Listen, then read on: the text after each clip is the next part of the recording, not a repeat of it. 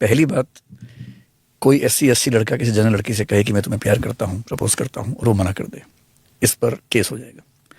पहली बात तो इन रेगुलेशंस के तहत कोई केस होना ही नहीं है। ये रेगुलेशंस अपने नेचर में क्रिमिनल हैं ही नहीं।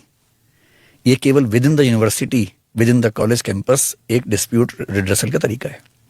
There is nothing link to criminal in this. केवल एक जगह लिखा हुआ है इक्विटी कमेटी के बारे में कि मान लो किसी ने कंप्लेंट की, और कंप्लेंट कैसे की, इक्विटी हेल्पलाइन पे फोन करके कंप्लेंट कर दी। अब कंप्लेंट आई, अगर कंप्लेंट में कुछ ऐसा है जो किसी क्राइम की परिभाषा में आता है, then it will be the duty of equity committee to send the information to the police. और ये इसमें क्या हर रेगुलेशन में होता है।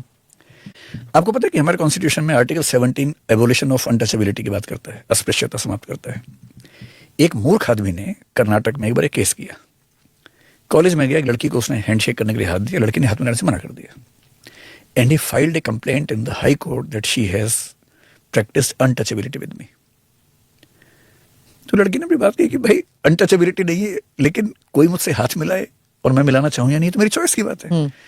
अगर मैं सबसे मिला रही होती और इसको मैं साफ बोलती क्योंकि तुम इस जाति की उसे नहीं मिलाऊंगी, तो अनटचेबिलिटी होती। अगर मेरे 2-3 दोस्त हैं, मैं उनसे मिलाती हूँ, बाकी उसे नहीं मिलाती हूँ। I do not know this person, why should I shake hands. तो हाई कोर्ट ने समझाया कि untouchability is not just the act of not touching someone, it has to have the intention of discrimination.